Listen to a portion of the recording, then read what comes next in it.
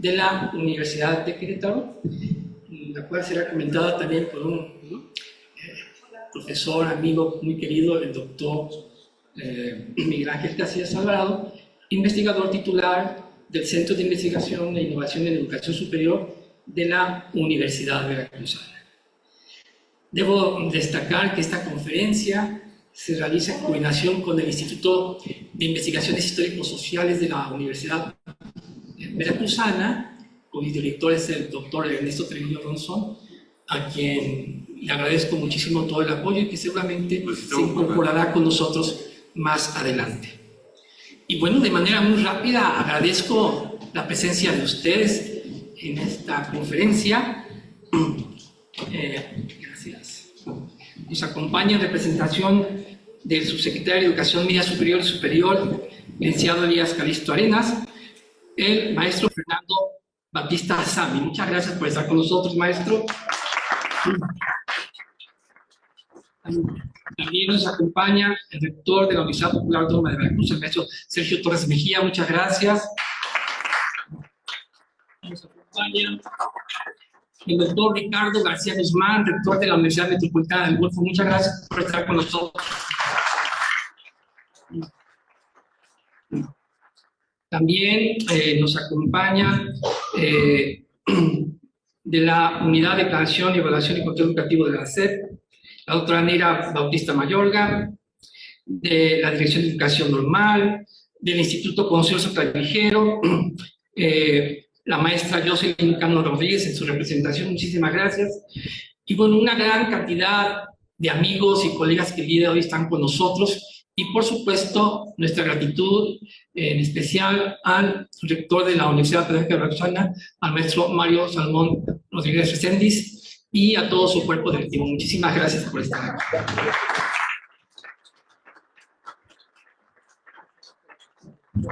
Antes de dar la palabra al doctor Pedro Flores Crespo, permítanme presentar de manera muy breve su trayectoria académica. El doctor Pedro Flores Crespo es profesor investigador de la Facultad de Ciencias Políticas y Sociales de la Universidad Autónoma de Querétaro, en donde también fue coordinador de la maestría en Ciencias Sociales del 2014 al 2016. De 2003 al 2014 fue investigador de la Universidad Iberoamericana de México, de Santa Fe. Se formó como administrador en la UNAM y posteriormente en York, en Inglaterra, donde cursó la maestría y doctorado en Ciencia Política y Problemas de Desarrollo. Sus principales áreas de investigación son el análisis de políticas públicas en educación, la relación entre educación y desarrollo y el estudio del enfoque de desarrollo humano según Amartya Sen. Sus artículos científicos han sido publicados en distintas revistas. Desde 2005 es miembro del Sistema Nacional de Investigadores. Desde 2003 a 2016 mantuvo la columna Universidad Crítica en el suplemento Campus en el periódico Milenio. Actualmente escribe en el Sol de México. Fue secretario técnico del Consejo de Especialistas para la Educación, que operaba como órgano del asesor del secretario de Educación Pública. De 2014 al 2018 fue electo como miembro del Consejo Técnico para el uso de la evaluación del INE, del extinto INE.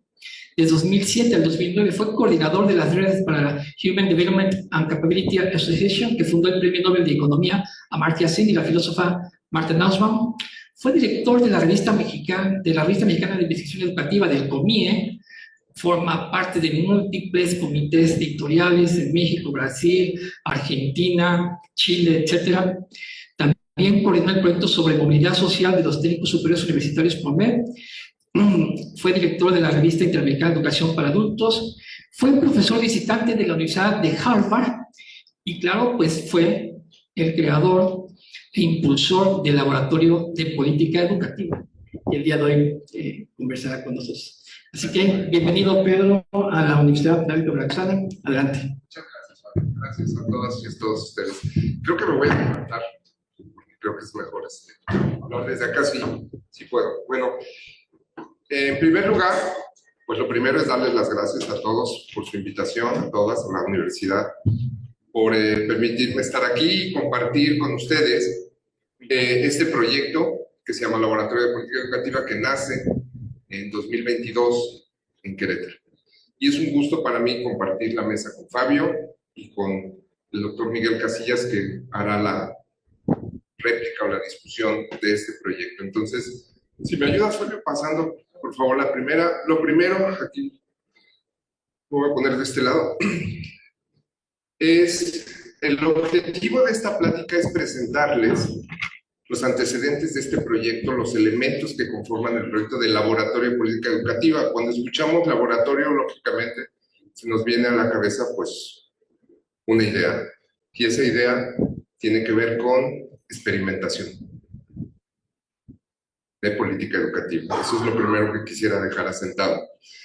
Segundo, quisiera platicar con todas y todos ustedes sobre las potencialidades de este proyecto en términos de la formación de los profesores. Estamos en una escuela formadora de profesores y me parece pues muy importante que ustedes, con sus puntos de vista, con su experiencia, discutamos si lo que les vengo a platicar aquí es posible, es factible o no, con toda la confianza del mundo. Para eso he dividido la presentación en, realmente son 5 partes. La primera lo voy a pasar muy rápido porque todas y todos ustedes seguramente son expertos en el sistema educativo o han leído los libros del doctor Carlos Ornelas sobre el sistema educativo y ahí está estampado todo cómo está conformado nuestro sistema. Pero lo voy a hacer, y voy a hacer rápido, solamente para contextualizar por qué necesitamos nuevas ideas, nuevos enfoques, nuevos acercamientos a las cosas que hacemos cotidianamente. Después hablaré de lo que es el laboratorio, cuáles son sus objetivos, qué avances tuvimos y qué problemas enfrentamos, con el ánimo de que si ustedes desean emprender una iniciativa como esta, pues les eviten o traten de evitar esos problemas que enfrentamos nosotros en Querétaro, algunas propuestas que hicimos y luego la discusión con todas y todos ustedes. Pasamos, por favor, Fabio. Bueno, el sistema educativo en general es un sistema muy grande, es centralizado, a pesar de que ha habido intentos de descentralización, y es desigual. Así podemos nombrar. No quiere decir esto que no tengamos logros. Me parece que los logros de la escolarización durante el siglo XX han sido muy significativos. Y hemos tenido valores y principios en la educación mexicana que han sido muy, muy importantes para el desarrollo del sistema educativo. Uno de ellos, la laicidad, la gratuidad y lo público. Países como India no declararon hasta hace poco la obligatoriedad de la educación básica, pues por eso tenían tantos problemas en términos de exclusión de los niños. Nosotros sí lo hicimos desde principios del siglo XX y trabajamos a lo largo del siglo XX para llegar a mayores poblaciones. Tenemos problemas, claro que sí, pero hay cosas que hemos hecho bien en México. Los libros de texto gratuitos es otro programa exitoso. Esto me parece que es importante señalarlo, a la par de decir que, bueno, es un sistema educativo extenso, complejo, desigual y centralizado. ¿Qué tenemos aquí? Si pasamos, por favor, Fabio. El rezago educativo, las personas que no logran terminar su educación básica, o la que es obligatoria, ha crecido durante los últimos años. Y la pregunta es, ¿por qué? Si hemos declarado la obligatoriedad del preescolar, de la primaria, de la secundaria, de la media superior y ahora de la superior, y parecía que no logramos avanzar. La pregunta contrafactual es, si no hubiéramos declarado la obligatoriedad de estos niveles, ¿tendríamos los datos que ahora tenemos? No lo sabemos, pero Alejandro Márquez, nuestro estupendo investigador del ISUE, ha puesto el énfasis en que no podemos lograr la cobertura deseada, aunque declaremos pomposamente la obligatoriedad de un nivel, si no hay una estructura de financiamiento bien establecida. Y esto, pues, hemos carecido en México de ello. ¿Qué más? 30% de nuestras escuelas son multigrado. Y esto, a los colegas que estuvieron en el INE en algún momento, explicaba en gran sentido o en gran medida los datos que tenemos en términos de aprendizaje. La dispersión territorial en nuestro país es realmente extensa. Somos un país muy grande y la dispersión de las escuelas también lo es.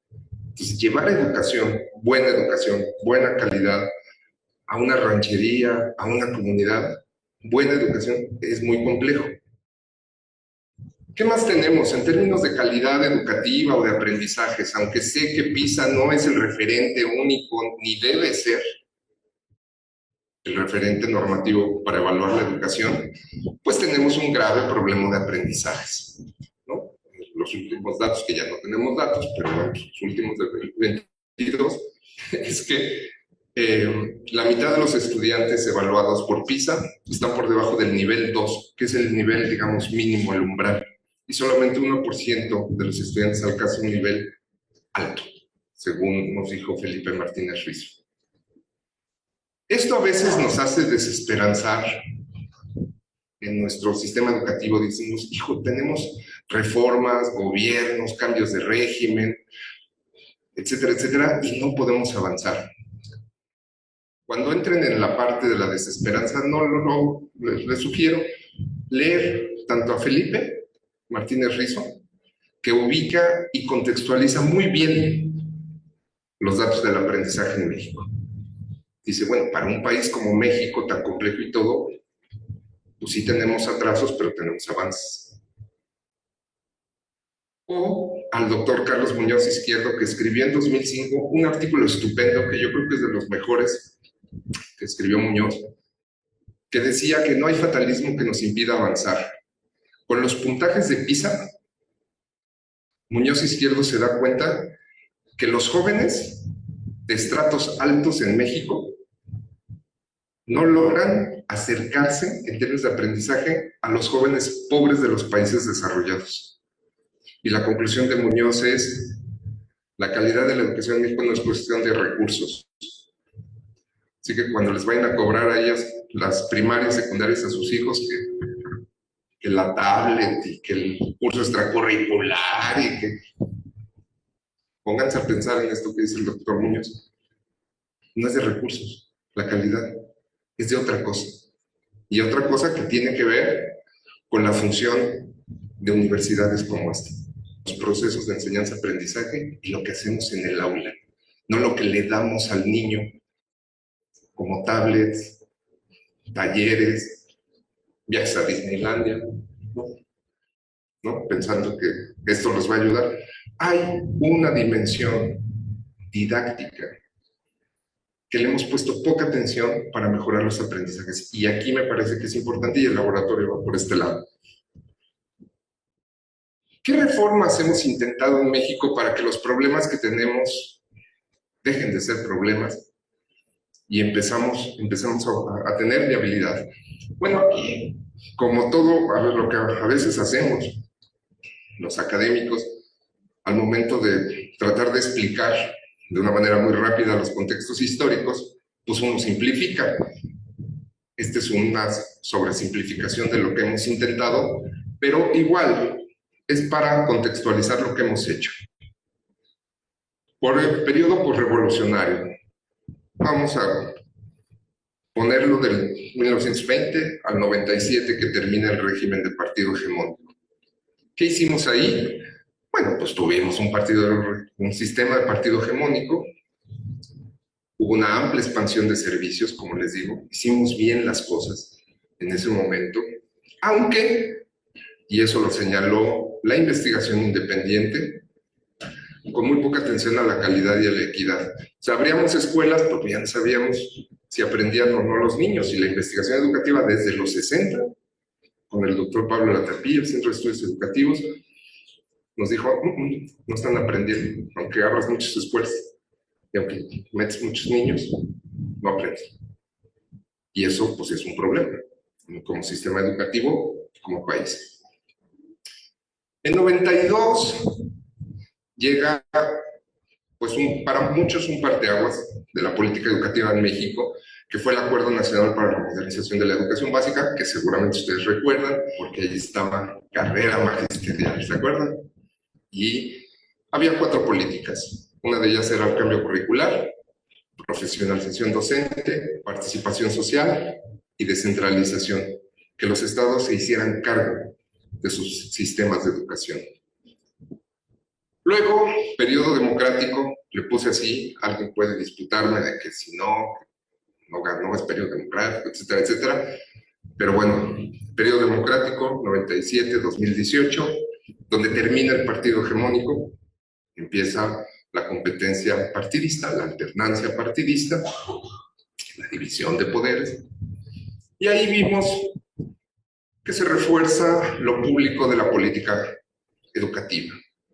¿Qué es eso? Lo público en este sentido no es que surja del gobierno.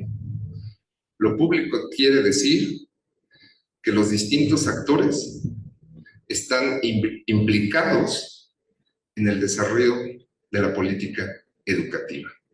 Cuando inicia el INE y salen los resultados en 2003 y Reforma nos pone un título que decía México, país de reprobados. No, pues todos están al suelo. ¿Cómo es posible que nos digan, pues sí, estamos muy mal? Pero el INE construyó una narrativa en donde decía, y así quedó, todos somos responsables de lo que le pasa a la educación. Los profesores, claro, los políticos, los padres de familia, los investigadores y toda la gente que está involucrada en la educación. Se hablaba de una responsabilidad pública de la educación. Pese a que termina el sistema del partido hegemónico, lo que no terminó pues fue el modelo corporativista y clientelar, en donde las cúpulas sindicales y los líderes sindicales estaban controlando las trayectorias de los profesores en su beneficio. Y eso no terminó, que fue uno de los grandes déficits del cambio democrático. No poder terminar con el modelo corporativo que había creado el PRI. Lo continuaron durante la transición o la alternancia partidista. ¿Qué tenemos ahora? A mi juicio, y puede ser disputable, y estoy muy abierto a discutirlo, el régimen cambió. No lo digo yo, lo dicen los científicos políticos como Leonardo Morlino, que por cierto acaba de morir, donde ya no es un régimen democrático, sino un régimen híbrido, que combina elementos autoritarios con elementos democráticos. Al cambiar el régimen, pues cambian las políticas. Es lógico. ¿Qué tenemos ahora? Concentración de poder. Mayor concentración de poder. Y aquí hay una discusión de si la concentración de poder es benéfica para empujar políticas educativas. Cualquier persona que haga un análisis del siglo XX va a decir, pues el régimen del partido hegemónico fue eficiente, lo estás diciendo. ¿Hasta dónde dejó de serlo? Pues es también una pregunta empírica. ¿Qué más hay? El reemplazo de un modelo basado en políticas públicas por un modelo distinto. Ejemplo de ellos, ya no va a contar el mérito como un criterio para asignarte una plaza pública como docente o para entrar a una universidad. Hay derechos. Cambia, ideológicamente cambia. Es un cambio importante en filosofía normativa y en filosofía política.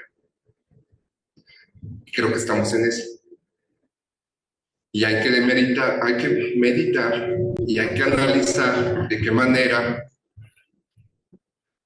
el cambio discursivo hacia derechos por el reemplazo de los sistemas basados en el mérito dan resultados en términos de eficiencia del sistema educativo.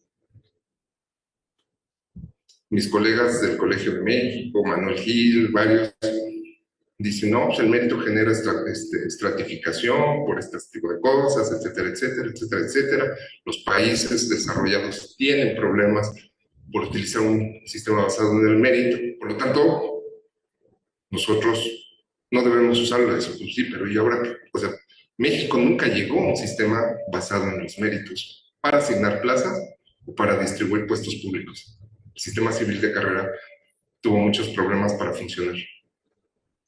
Es decir, no hemos llegado hasta allá como para decir que generan desigualdades. Claro que hay que tenerlo en cuenta como una advertencia teórica, pero allá no hemos llegado.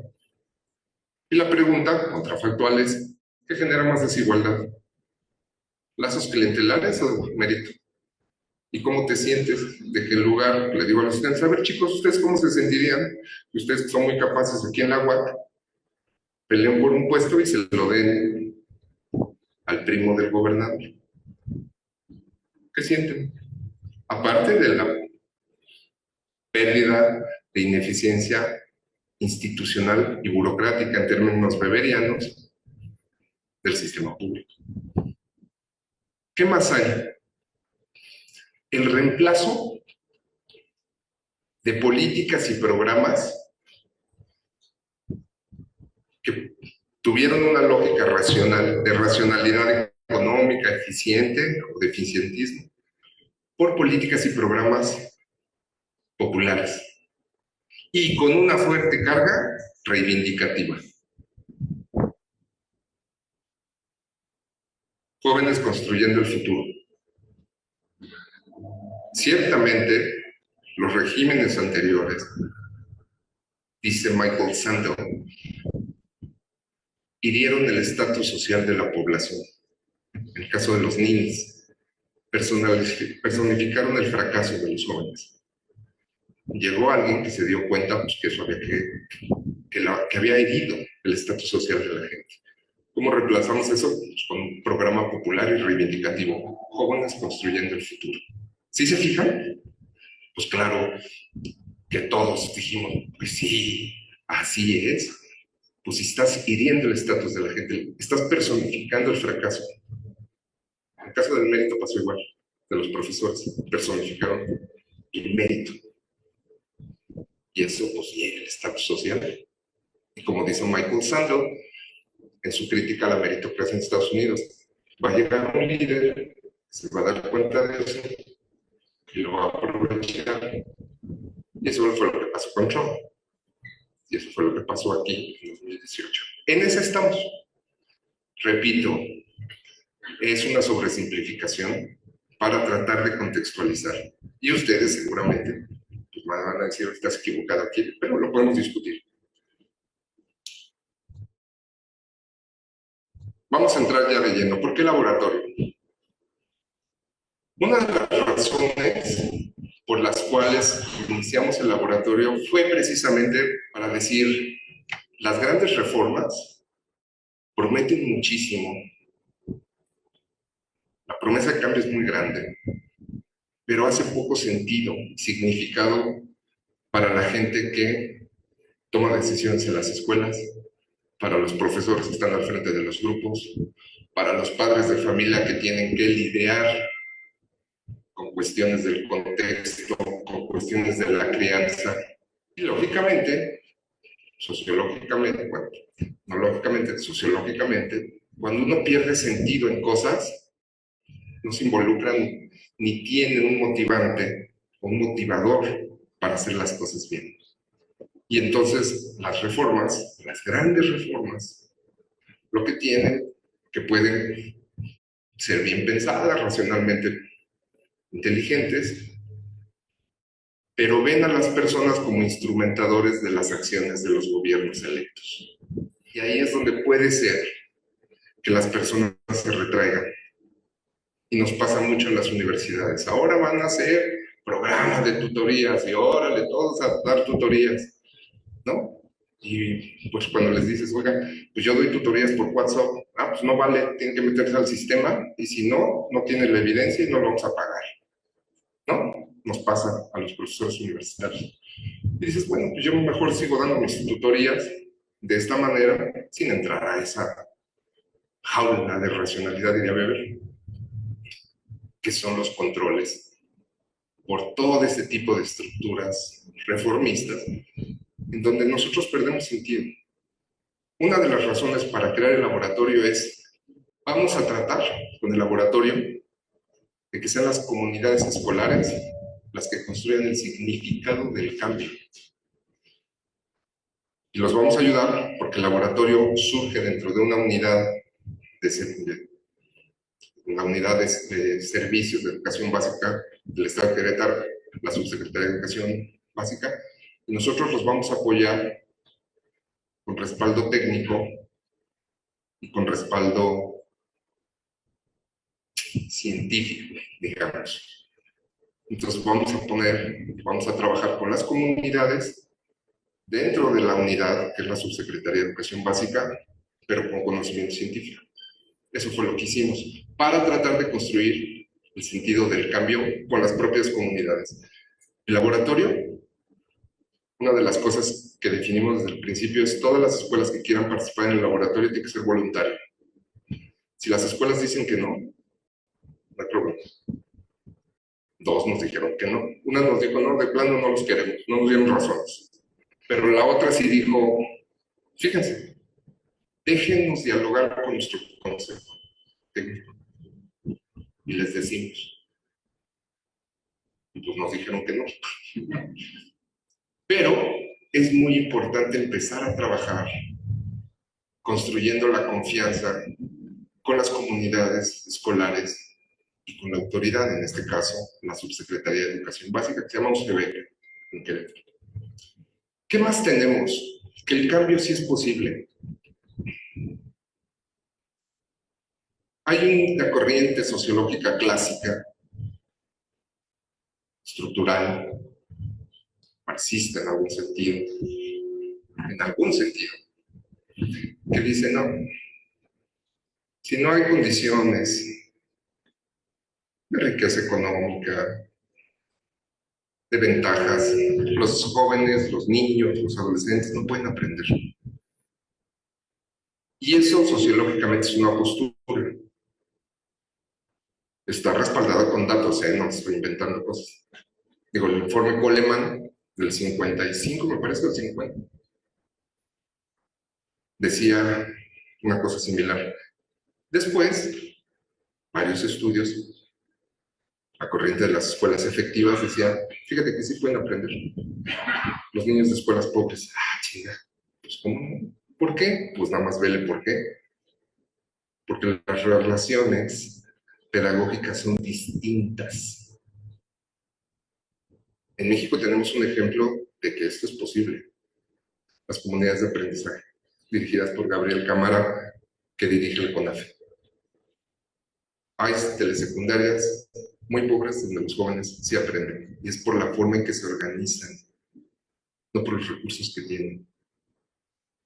Segunda razón, vamos a explorar un uso distinto de la evaluación y de la evidencia. Hace 20 años muchos creíamos en los enfoques basados en la evidencia, es decir, vamos a generar evidencia científica, luego se las ponemos a los tomadores de decisión, y pues como es científica, pues van a dar resultados. Se acabó para mí ese enfoque, que fue ingenuo en algún sentido, no porque no sea importante, sino porque el régimen cambió. Se acabó. O sea, desmantelaron el Instituto Nacional de Evaluación Educativa. Desaparecieron el Coneval.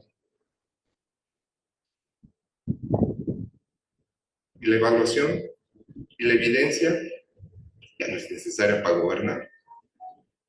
Oiga, pues es que fíjese que usted va muy mal en su... Pues sí, pero yo tengo otros datos. Se acabó la discusión. Hay que tener un uso distinto y más imaginativo de la evaluación y de la evidencia. Esa es una cosa que el laboratorio trata de reconocer, que hay limitaciones de la evaluación estandarizada, pero que sí es útil y que sí hay que generar evidencia científica, pero hay que usarla de manera imaginativa,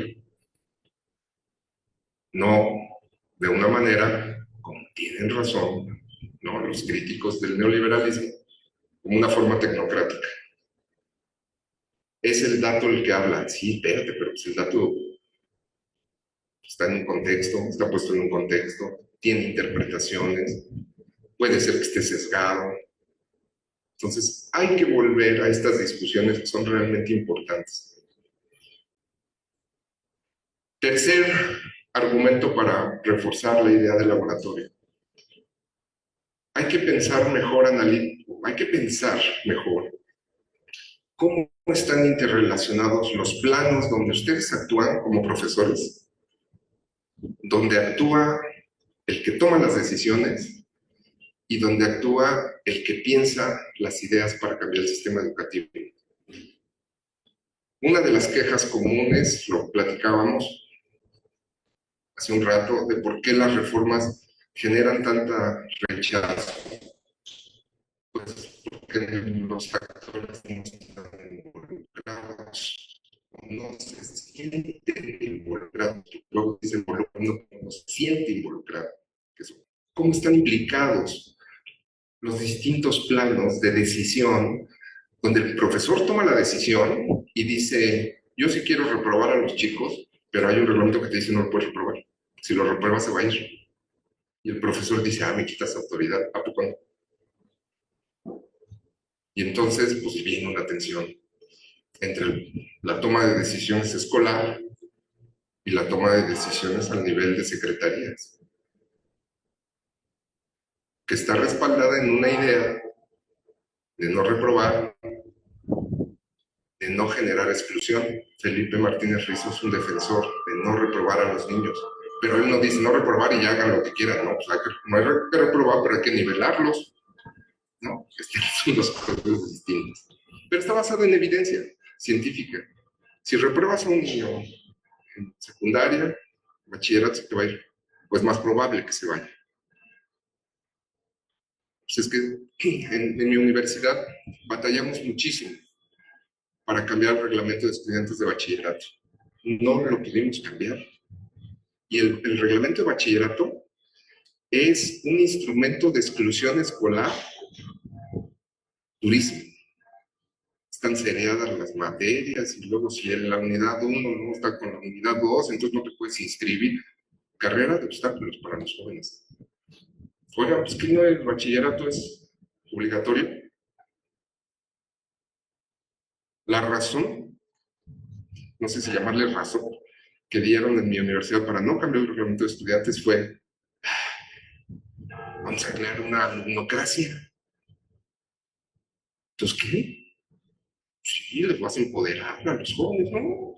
Yo cuando era joven me esforcé que se esfuercen ellos también, bueno, pues contextos distintos, épocas distintas, problemas distintos. Los reglamentos están puestos, están creados con la idea de un joven que existía hace 40, 50 años.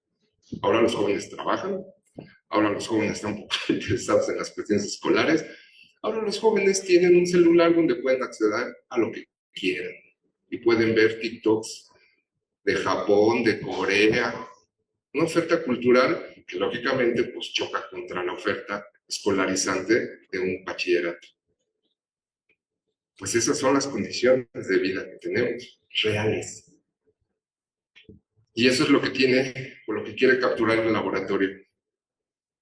Entender cómo la gente vive su experiencia escolar, realmente. No como la asume el gobernador, no como que la asume el secretario, no como la asume el académico. Cómo realmente vive la gente la vida en las escuelas.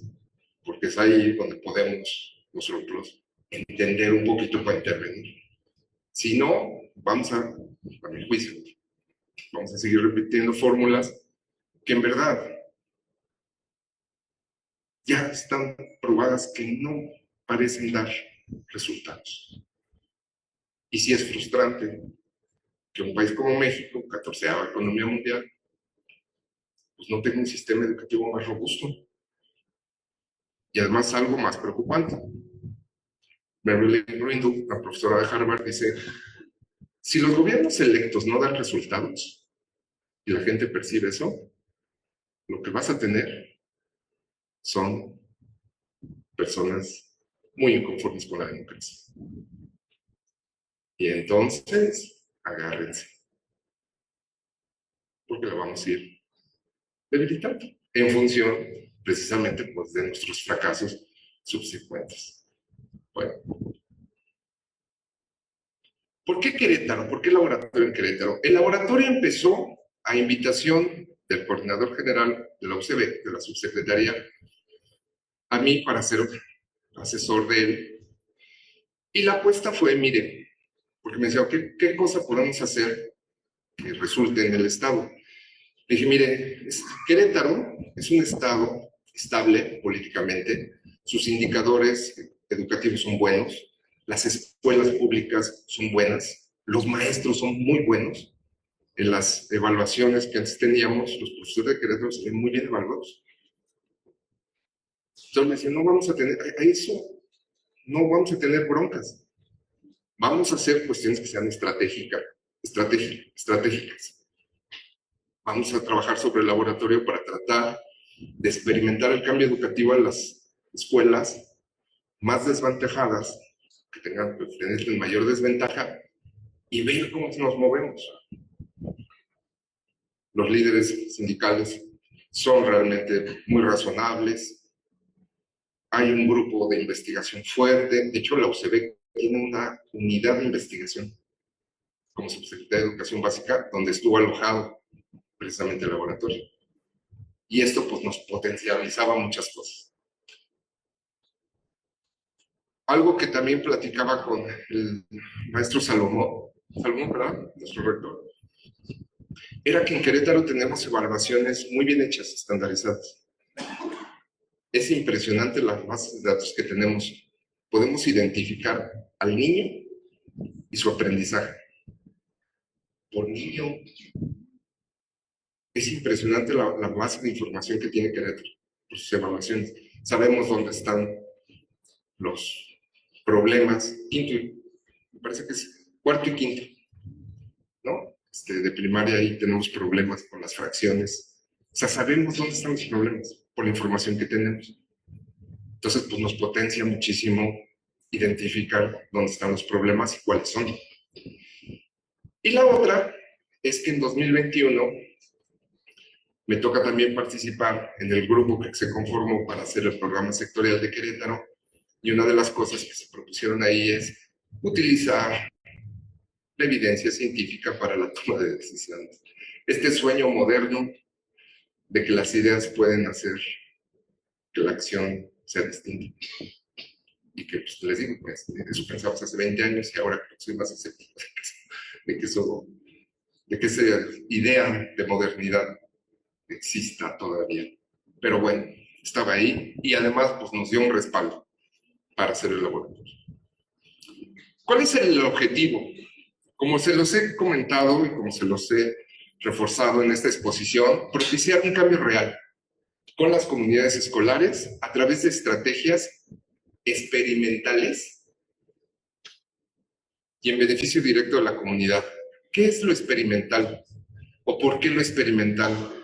Cuando llega un programa, los famosos programas estatales, pues ustedes los que son funcionarios, ahí les va el programa de escuela, la escuela es nuestra, una serie de reglas de operación, todas las escuelas tienen que hacer reportes, y lo que empiezan a quejarse las escuelas, pues aunque me des recurso, sí me vas a meter una carga burocrática y administrativa, que quién sabe si funciona, pero ya la tenemos, y como tenemos el recurso, porque ese es el incentivo del gobierno para que tomes el programa, pues lo aceptas.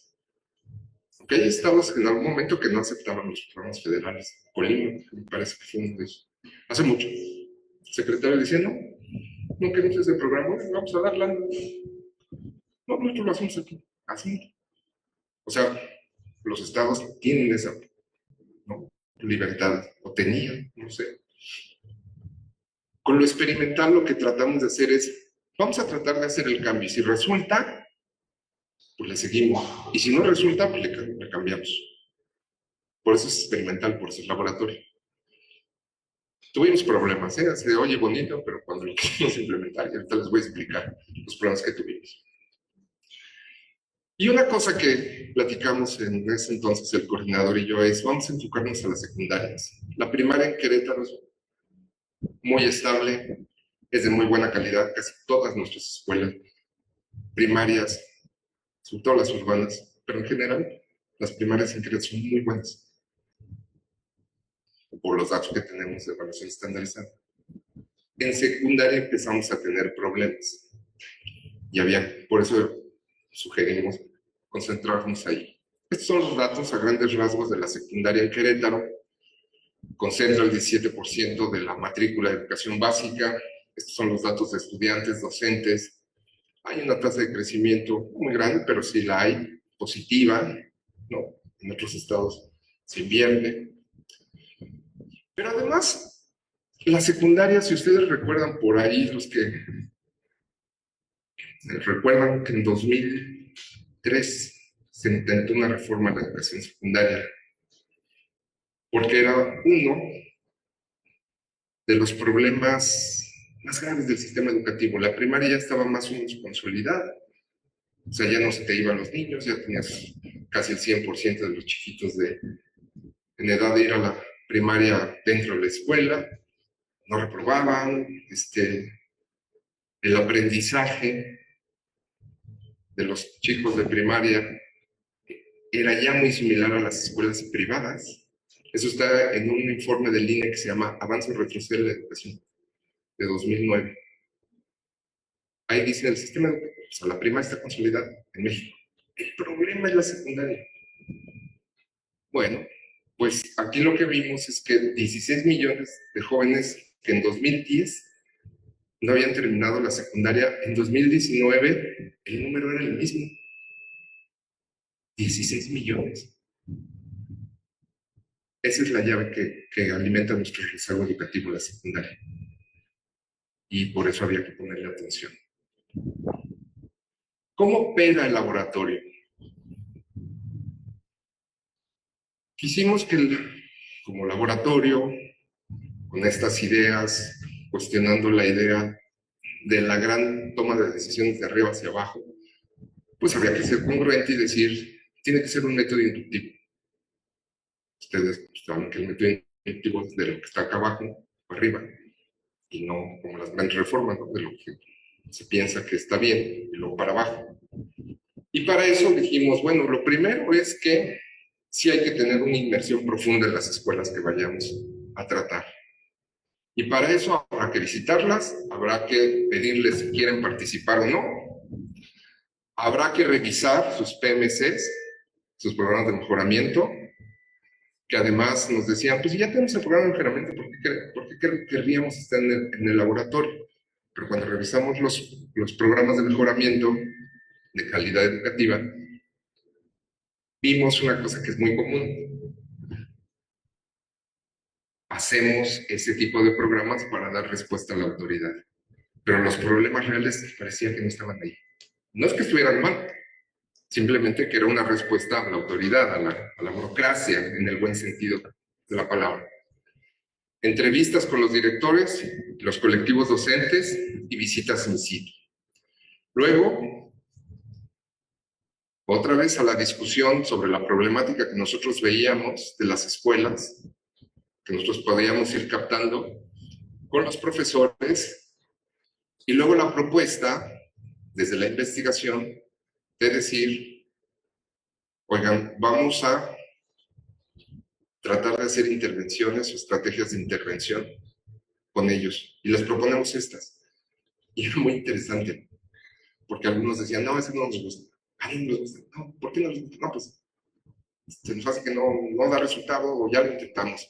Y era muy interesante el diálogo entre el equipo de investigación y los colectivos docentes. O sea, se negociaban estrategias. Y eso era otra cosa que a nosotros nos gustaba en el sentido, no es nada nuevo esto, muchos colegas lo han hecho y lo hacen muy bien. Pero sí era muy importante que empezara ese diálogo de negociación de estrategias, que no sintieran que fueran impuestas. Y eso, como grupo de investigación, fue realmente rico. ¿Por qué? Pues porque los investigadores andamos en otras cosas, no vemos muchas veces las realidades, y muchas veces las comunidades, eso fue algo que nos pasó, y de lo más interesante de haber trabajado con las comunidades, había un tipo de falacia ecológica de las comunidades escolares. pensaban que lo que hacían no estaba bien. Y les decíamos, oigan, pero si lo que hacen está re bien. ¿Sí usted cree? Pues sí, hacen esto, tienen este compromiso. Y nos decían, nadie nos lo ha dicho. Decía, el hecho de trabajar grupos de investigación con comunidades escolares, para mí fue una de las cosas más enriquecedoras, ¿no?, que yo he experimentado. Y luego la experimentación. Decíamos, vamos a agarrar un grupo control, ¿no?, con un grupo de tratamiento, los comparamos y vamos a ver si hay diferencias con la intervención que ellos propusieron, para ver si funcionan. Y ahí viene el punto. ¿Qué es funcionar? Pues que den resultados. Si hay una mejora del logro educativo o no. Que esto fue un debate con mi amigo Felipe Evil, cuando me decía, concéntrate en logro. Y después decimos, creo que ese era lo primero, porque veníamos de la pandemia, entonces había la necesidad de tener logro. Y después empezamos a pensar otra dimensión, que es que incluso nos la dieron los propios profesores, es decir, vamos a tratar de modificar actitudes de los profesores y de las comunidades escolares. Y decía un director, mire, las calificaciones sí me importan, pero más me importa tener un ambiente sano en mi secundaria. Decía, no, pues es por ahí. No, es por ahí, porque sí la tiene clara, ¿no? Y además, bueno, creo que sí es una cosa, una dimensión que poco se piensa. Esos factores, Felipe Martínez Rizo lo puso, no me acuerdo si en un libro en donde se piensan factores de cambios remotos o cercanos. Entonces el factor de cambios remotos pues, es la evaluación estandarizada. Los cercanos, pues es cómo nos comportamos adentro del salón de clases, las conductas que tenemos, el comportamiento que desplegamos. Entonces por ahí fue tomando forma el método del laboratorio. ¿Qué podíamos o qué pensamos hacer? Pues que a partir de esos resultados podíamos enriquecer la agenda de investigación estatal. ¿Qué vamos a investigar? Pues ya no tanto si los niños pobres aprenden o no, pues vamos a investigar cómo aprenden, que además es un tema, es una pregunta realmente fascinante. ¿Cómo aprendemos los seres humanos? Y que bueno, hay realmente muchos esfuerzos en ese sentido, con neurociencias, pedagogía y psicología para decirnos cómo aprendemos los seres humanos, que uno diría, está fácil, ya nos los dijeron los grandes pedagogos, Vygotsky, Freire, no, hay que seguirle pensando, porque creo que sí, la estimulación social, cultural, intelectual, en estos momentos pues ha cambiado, y sobre todo para los jóvenes, tiene otro significado que lo que tenía para nosotros. ¿Qué avances? ¿Cómo vamos? ¿Sí? Bueno, lo primero que podría, como esta, dentro de una dependencia pública de toma de decisiones. Y eso yo no lo había visto, pero en Monterrey cuando fuimos a presentar el proyecto me dijeron, no, pues qué bueno que la UCB hizo estas cosas, pues no es común, dije, no es común, pues no, no es común. Y eso me llamó la atención y eso creo que puso otra vez a Querétaro pues, en la vanguardia de las cosas que se pueden hacer bien, ¿no? O sea, le dan importancia a la investigación, quieren que la investigación funcione para su sistema educativo y tiene un área de investigación educativa. Gracias a las evaluaciones estandarizadas que teníamos en Querétaro, pues fue posible identificar las escuelas. Y algo más interesante, cuando hicimos los cuestionarios, tanto los estudiantes como los profesores o la guía de entrevista, sí fue un grupo amplio y plural el que construyó el cuestionario. Usted sabe, los investigadores preguntamos en un tono que muchas veces no tiene la jerga que tiene el profesor. Y entonces, pues le preguntas si puede o darte una respuesta equivocada o no entenderla, y entonces la información pues, puede ser que no sea válida. Y en este caso trabajamos mucho con los profesores de la UCB, que ocupaban puestos burocráticos para hacer estas guías. Creo que la persuasión a las escuelas fue buena, porque porque les digo, pues todos nos rechazaron de manera voluntaria, y empezamos, y esto era una cosa importante que nos interesaba, ir construyendo una cultura escolar y política entre escuelas y entes o dependencias de toma de decisión distinta. Y uno de los hallazgos, lo voy a comentar más adelante, pero uno de los hallazgos del laboratorio es que las escuelas sienten que la autoridad educativa está retraída, que no los apoya. Y esto lo estuvimos pensando detenidamente, si así era o no era así, o por qué se sentían así. Y ahorita puedo comentar al respecto. Condujimos 23 entrevistas en las escuelas, entrevistamos a la directora, validamos que la problemática escolar fuera la que nos dijera la directora con los profesores, y luego la observación en sitio, y luego los cuestionarios a los estudiantes, que fue muy interesante, porque ahí lo que decían los estudiantes no lo que decían los profesores, por ejemplo, ¿no? Entonces, pues, cosas que nos permitieron ir triangulando información para hacer la banda. Generamos información que no tenía la UCEBEC. Y miren que la UCEBEC tiene mucha información. ¿Cuál es esa información? Pues una información desde la base que no la ofrece ni la evaluación estandarizada, ni las líneas burocráticas de toma de poder de la UCEBEC. Porque los subordinados del coordinador reportaban, no, pues la escuela también, no hay bronca, bla, bla, bla. Pero cuando llegamos nosotros empezamos a generar información complementaria a esas dos visiones, una visión burocrática en términos positivos y una evaluación de resultados estandarizados.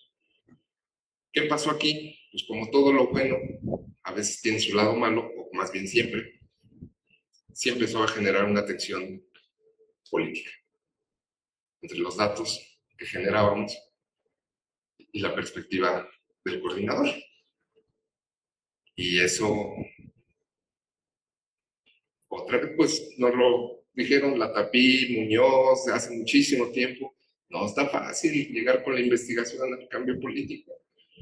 ¿No? ¿Por qué? Pues porque son dos lógicas distintas, diría el político y el científico de Weber, ¿no? Pues porque lo que tú piensas no lo piensa acá, porque el político se maneja con cuestiones de tiempo, yo quiero resultados, y pues la investigación no es así. Esto hay que volverlo a pensar, y eso es uno de los aprendizajes que a mí me quedan más del laboratorio de esta incursión. La mayoría de los casos, los datos, fíjense qué interesante, los datos de evaluación estandarizada que teníamos parecía que no se correspondían con lo que observábamos en las escuelas. Decíamos, oigan, salíamos, éramos 4 en el equipo de investigación y decíamos, oye, pero ¿por qué están mal? Si el colectivo docente funciona bien y la directora, muchas veces, digo directora porque la mayoría de las mujeres realmente tienen mucho liderazgo. Y pues era la interrogación de nuestra cabeza que a cualquier investigador nos motiva. Decir, ¿por qué aquí no se corresponde con esto? Y es ahí donde encontrábamos pues, nuestra materia, ¿verdad? De análisis, de pensamiento, de reflexión. Las escuelas, como muchas escuelas en este país, enfrentan problemas realmente graves, de los que no les voy a hablar porque ustedes los conocen mucho mejor.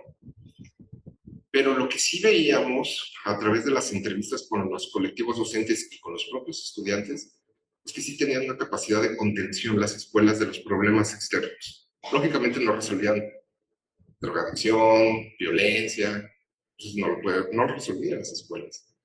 Pero sí tenían capacidad de contención, incluso, fíjense, a las maestras les decían los padres de familia, oiga maestra, ¿no le puede decir a mi hijo que si se corta el cabello?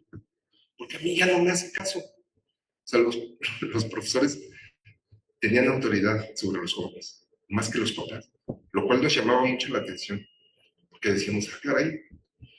O cuando dijimos, a ver, ¿qué les gusta de esta escuela? ¿O a qué grado les gusta venir a la escuela? En general, no había una desafiliación hacia la escuela de los jóvenes. La desafiliación venía por las razones económicas, ¿no? La precariedad económica, tener que trabajar. Pero era una cosa distinta. Y ahorita se liga mucho este tema con la cancelación del programa Oportunidades. al cancelar oportunidades y tener el condicionamiento para que tú, papá, mandes al niño a la escuela y ya no existir eso, pues lo que hacen es, no vamos a trabajar todos. Y ya los chicos ya no iban a la escuela, porque tenían que trabajar pues, para sobrevivir. ¿Ya sale? Problemáticas comunes en las escuelas, que eso es algo interesante siempre en la investigación, aunque tengas casos distintos, las problemáticas empiezan a coincidir. Y eso es muy interesante desde el punto de vista de políticas públicas y desde el punto de vista de decir cómo podemos desde la política pública pues hacer acciones que resuelvan los problemas que realmente enfrentan las personas en sus contextos escolares.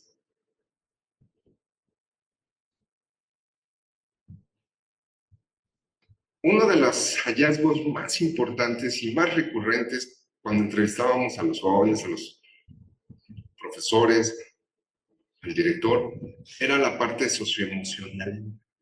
La comentaban, quizá porque veníamos saliendo de la pandemia y los estudiantes tenían problemas con eso. Es un tema que no pudimos hacer muy bien, o sea, sistematizar muy bien como observación, pero surgió todo el tiempo y sí nos hizo pensar cosas de, bueno, cómo agarramos la parte socioemocional a través de alguna intervención, ¿no? Y se quedó solamente el proyecto, pero era recurrente la parte de tenemos problemas socioemocionales. Y algo que tengo que decir es que en esta incursión, en las 23 entrevistas, yo esperé, si decían, bueno, son investigadores de UCB, que iban a pedir recursos. Oiga, profe, pues ayúdenos a poner un pizarrón, oiga, pues ayúdenos a una computadora. Eran pocas las peticiones de infraestructura. Los profesores, los directores, algunos, se iban por una parte menos tangible, que era lo socioemocional, que era crear ambientes sanos, tratar de involucrar a los padres de familia. Ese fue constante. Porque sí se ve como que hay una lucha, como dos mundos, entre los profesores y los padres de familia. Y es una cuestión, todavía no puedo decirlo, pero es una cuestión que necesita un poco más de análisis para ver si esa tensión realmente es real o es un poco más de percepción, ¿no? De decir, mi papá se quiere meter acá, o si era real. Digo, tendríamos que, en este caso, teníamos que investigar un poco más. Bueno, me voy a saltar esto. Esas fueron las estrategias que propusimos. La primera era aprender si vale, que respondía a la problemática de que existía una subestimación del valor del conocimiento. En los jóvenes está presente la idea instrumental del valor del conocimiento. Quiero un diploma porque me quiero ir a Estados Unidos, ¿no? Y entonces dijimos, vamos a proponer una cuestión que se llame una estrategia que se llama aprender si vale, en donde vamos a tratar de explicarles a los papás y a los estudiantes que venir a la secundaria es importante por muchas razones, no nada más por el título o el diploma para irse fuera. Escuela abierta al mundo, la mayoría de los estudiantes se querían ir a Estados Unidos y cuando yo decía vamos a elevar sus expectativas, mis colegas me corrigieron y me dijeron, no, a ver, ¿tú te quieres ir a Estados Unidos? Yo, no, pues no. Me dijo, entonces no le vas a elevar la expectativa, hay que ampliar las expectativas. Entonces dijimos, claro, vamos a presentarles como estrategias de intervención que hay otras posibilidades donde los jóvenes se puedan ir. Querétaro está teniendo un auge, por ejemplo, en industria coreana, japonesa. Entonces decíamos, vamos a ir por ahí para tratar de mostrarles pues, que hay otros mundos que solamente irse a Estados Unidos. Comunidades de aprendizaje, mucho basada en la idea de Gabriel Cámara y de anticiparse ante la llegada de los jóvenes con problemas de aprendizaje, y eso ellos mismos lo detectaron. Decía, oiga, profe, aquí hay 2 o 3 jóvenes buenos que podrían tener tutoría horizontal, y los podrían ayudar a los nuevos, ¿no? Y eso pues, se quedó ahí. Y me informo y participo, que era hacer algunos pósters sobre problemáticas muy específicas de información hacia los jóvenes. las escuelas estaban en lugares semiurbanos, entonces tenían fauna, una colonia de búhos, una colonia de murciélagos, una colonia de serpientes, ¿no? Y había poco tratamiento de esos temas, y por el otro lado no los se ligaban con la parte del currículum formal. ¿Por qué hay búhos aquí? ¿Por qué hay víboras aquí? ¿Son venenosas o no son venenosas? ¿Qué nos puede decir? ¿Sí me entienden? Tratar esos temas con una vertiente no de vamos a matar a las víboras, sino decir vamos a tratar de entender nuestro entorno. Y ahí creo que tenía una congruencia con la nueva escuela mexicana que trata de poner un eje en la comunidad de la realidad para aprender. Estas 4 intervenciones las propusimos, pero solamente pudimos aplicar una, que fue la de enviarles mensajes a los profesores, a los padres, sobre el valor de la escuela, lo de aprender si vale.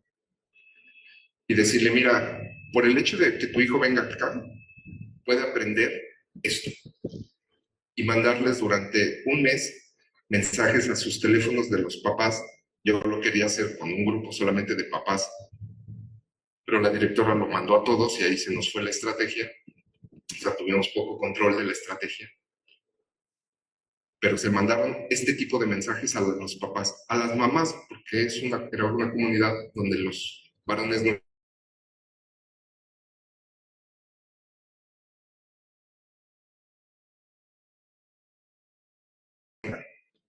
¿No? Deseaba seguir recibiendo información. Nadie dijo que no. Nadie. O sea, nadie dijo, no, a mí ya no me están molestando. Pero había poca respuesta, me decía la directora, hasta que hubo 2 mensajes que generaron una respuesta. ¿Es posible que haya becas? No, nos contestaron. No. El rational choice en su mejor forma.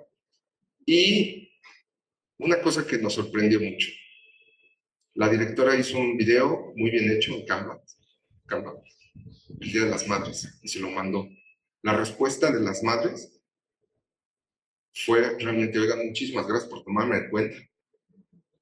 Y ahí dijimos, aquí hay un componente, ¿no?, de género que nos puede ayudar a hacer una estrategia después distinta con las madres y con las alumnas o los alumnos. Aplicamos un cuestionario como otra fuente de información y estos fueron los resultados que tuvimos.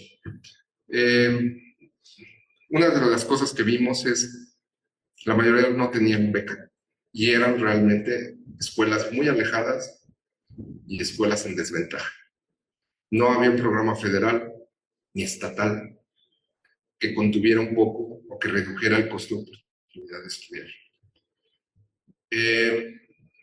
Cuando dijimos, ¿qué es lo que tú, como estudiante, mejorarías o tratarías de mejorar en esta escuela?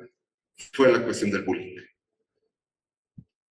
Y también nos llevó a pensar varias cosas. ¿Por qué esta frecuencia de respuestas no se corresponde con lo que nos decían los profesores?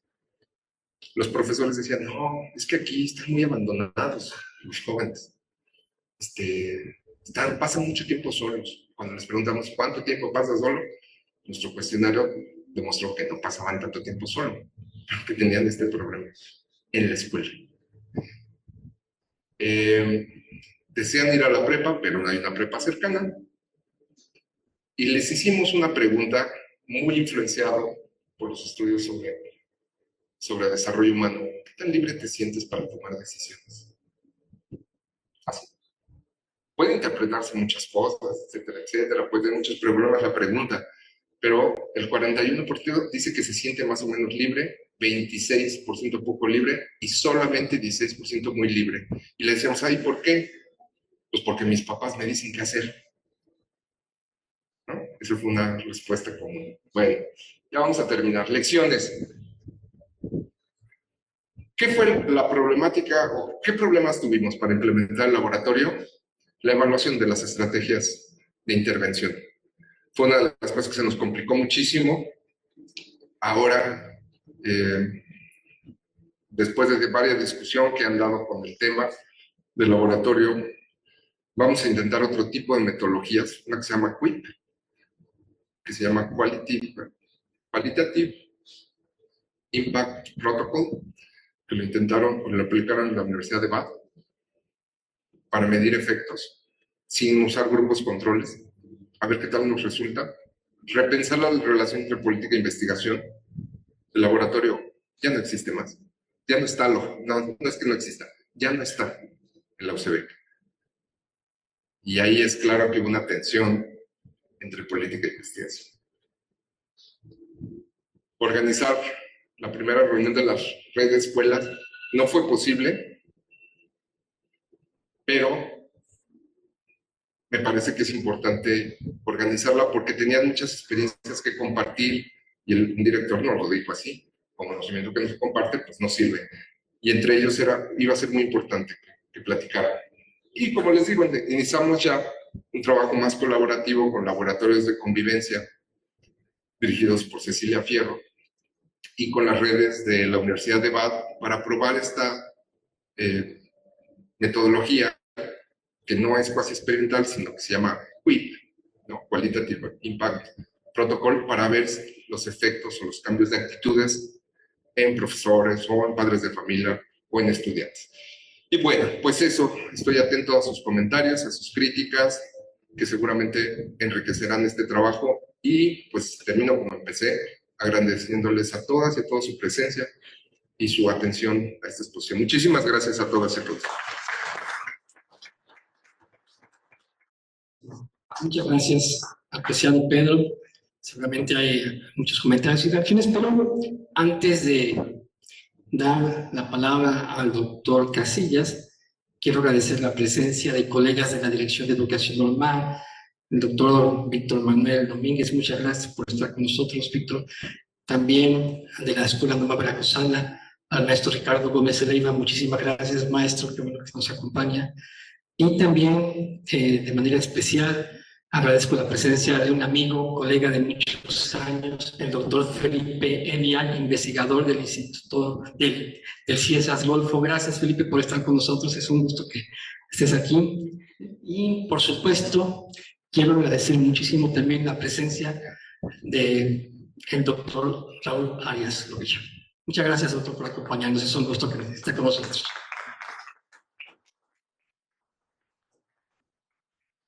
Y bueno, ahora permítame presentar de manera muy rápida al doctor Casillas. Él es licenciado en Sociología por la Facultad de Ciencias Políticas de la UNAM, maestro en Ciencias por el Departamento de Investigaciones Educativas del CINVESTAP y doctor en Sociología por la Escuela de Altos Estudios de París. Es miembro del Consejo Mexicano de Investigación Educativa, tiene líneas de investigación en educación superior, políticas educativas, agentes educativos, profesores, estudiantes. Se ha desempeñado como profesor en diversas instituciones de educación superior en México, en la UNAM. Ha sido funcionario también de la Universidad Veracruzana,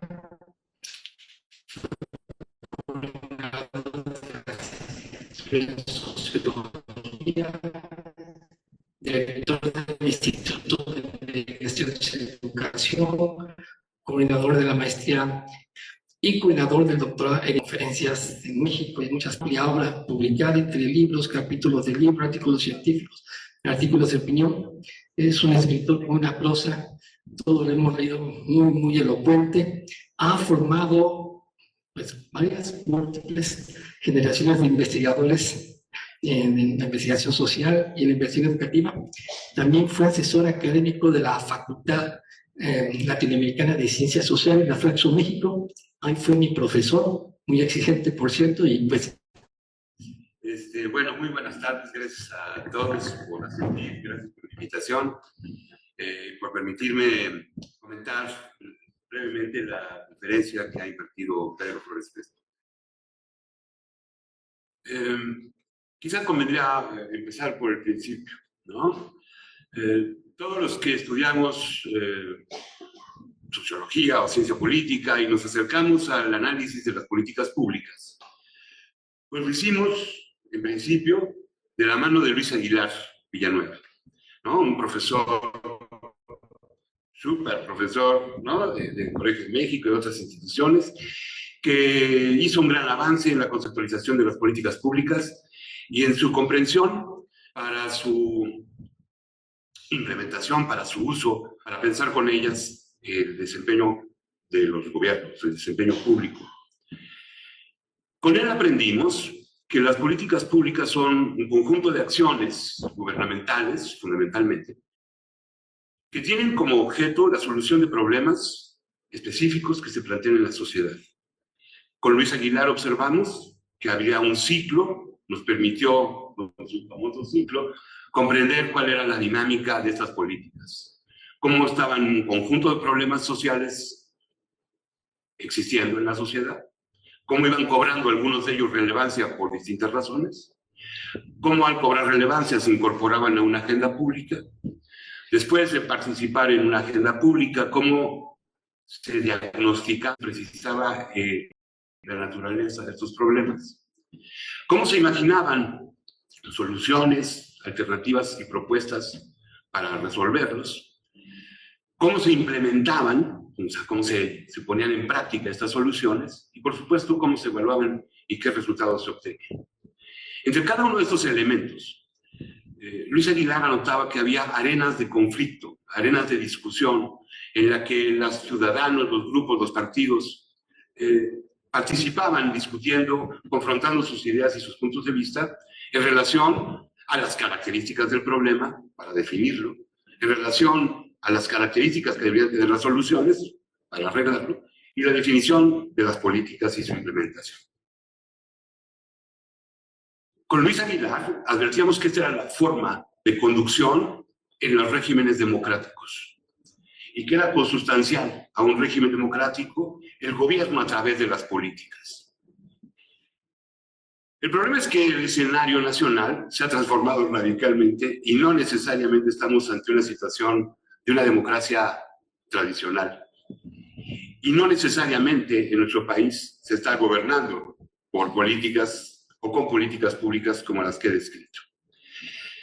La característica de los regímenes autoritarios es el diseño de alternativas a los problemas sociales, pero con base en las creencias, en las perspectivas y en los valores de quien toma las decisiones. No necesariamente tomadas con arreglo a información confiable, a datos, a teorías, a experiencias previas. Y entonces tenemos una situación creciente en donde los actores políticos imaginan soluciones a los problemas públicos de cualquier naturaleza y de cualquier característica. Y entonces, si el funcionario público es de un color determinado, imaginará las soluciones propias de ese color y no necesariamente serán las mejores o las más racionales. La idea de que en democracia las políticas se iban definiendo y se iban discutiendo, deliberando en la esfera pública, es que se iban tomando acuerdos sociales consensuados, que iban garantizando que las políticas tenían un respaldo social y tenían, por supuesto, una legitimidad en su implementación. El problema de las políticas, si podríamos llamarlos así, impuestas o determinadas en los regímenes no democráticos o semi-autoritarios o autoritarios, es que no están construidas necesariamente desde una racionalidad científica rigurosa. Entonces tenemos un problema grave en la conducción del sistema educativo. Para hablar del sistema educativo mexicano, tenemos un problema grave en la conducción del sistema educativo, porque no hay las viejas políticas, o las viejas políticas se derrumbaron en el sexenio anterior, y no han sido sustituidas por nuevas grandes políticas, salvo la nueva escuela mexicana, que atiende a lo básico, pero a nivel superior no ha habido prácticamente nada. La alternativa que propone Pedro y sus colegas en Querétaro es una alternativa práctica muy interesante, porque supone que además de las grandes políticas, ¿no?, esas que se definen por los gobiernos y que se plantean cada 6 años en los planes de desarrollo, en los planes sectoriales o en el plan específico que tenga que ver con, por ejemplo, la educación superior. La diferencia entre esas grandes políticas que son macro, que son abstractas y que son de un alcance muy general, Y lo que él propone, y lo que han experimentado en Querétaro, es el diseño de alternativas específicas. El de asumir que las escuelas pueden pensar y discutir en tanto comunidad la solución, bueno, la identificación de sus problemas y, por supuesto, imaginar soluciones para resolverlos. Y aquí hay un punto, creo que importante, virtuoso para la investigación educativa. Porque si bien a nivel general de las políticas macro hay una influencia relativa de la investigación educativa para el diseño de las políticas, lo cierto es que es muchas veces marginal y muchas veces contradictorio con los descubrimientos y los hallazgos que se hacen en la investigación educativa. Les pongo un ejemplo. Por ejemplo, la investigación educativa había descubierto cómo aprenden a través de la mano y la guía de Emilia Ferreiro, por ejemplo, cómo aprendían o cómo aprenden a leer los niños en las escuelas, ¿no? Y asumían que aprender a escribir pues, era un lío para los niños porque tenían que pasar de un modelo gráfico que no es propiamente una letra a construir letras y luego articular palabras, ¿no? Con el conjunto de las letras. Toda la investigación, todos los resultados de la investigación apuntaban a que este proceso conflictivo en el niño, o en las niñas, los niños, era más complicado si se le enseñaban los dos alfabetos. Vamos, escribir con letra Palmer y con letra manuscrita, que representaba una doble o una cuádruple complicación escribir la A en minúscula, la A en mayúscula, de un modo, ¿no? Y de otro modo. Eran 4 grafías para escribir la misma letra. Y esto a los niños que iban empezando a leer y escribir les complicaba la vida. Porque en vez de aprender una sola letra tenían que aprender 4, ¿no? Y esto les multiplicaba la complejidad de su aprendizaje. Toda la investigación educativa perfilaba que tenía que aprenderse de una manera más sencilla. Llegó a la presidencia Ernesto Zedillo y porque él en su escuela le habían enseñado los 2 tipos de letra y él había aprendido muy bien, así lo impuso a todo el sistema educativo nacional. Porque al vato se le había ocurrido y porque así lo había experimentado cuando era niño.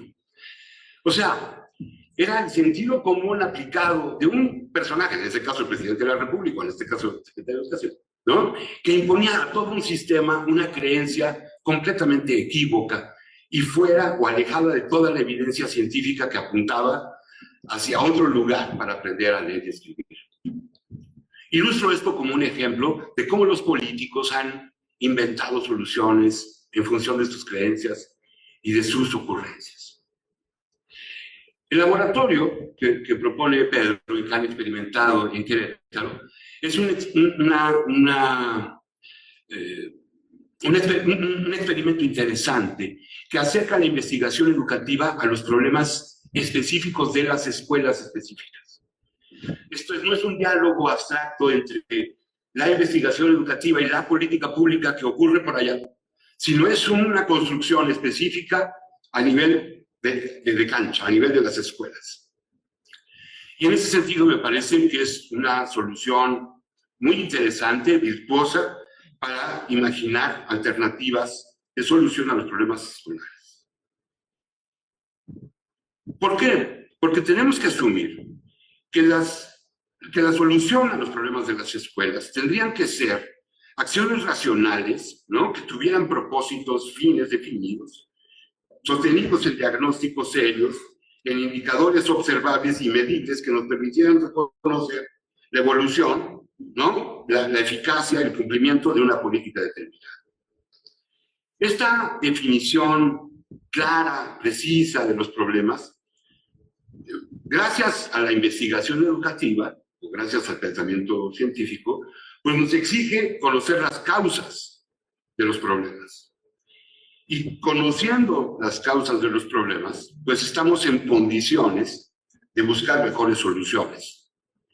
Esto es, el pensamiento científico lo que nos hace es tener elementos objetivos de conocimiento, herramientas de análisis para comprender la realidad tal como es, de tal manera que podamos pensar en alternativas mucho más eficaces y en alternativas mucho más localizadas, referidas a la escuela, a los problemas específicos de la escuela. En ese sentido, me parece que es una propuesta muy interesante y muy sugerente por su doble naturaleza. Primero, por la naturaleza experimental de las situaciones, ¿no? ¿Cuántas veces no nos presentan o se nos presentan las soluciones como ya dadas, ¿no? A tal problema, tal solución, y eso aplica para todos y aplica para todas las medidas y para todas las condiciones. Y eso, por supuesto, que es falso, ¿no? A final de cuentas, las soluciones tienen que ser específicas a los problemas de las escuelas y, por lo tanto, tiene que haber una prueba de las soluciones. No hay peor político, digamos, en ese sentido, que no vaya experimentando, funcionario, director, ¿no? Que vaya experimentando si las cosas están dando resultado. Porque si no dan resultado, tenemos que buscar otras. Y tenemos que encontrar otras alternativas, otras soluciones, para no seguirnos de manera obcecada con un principio determinado de solución.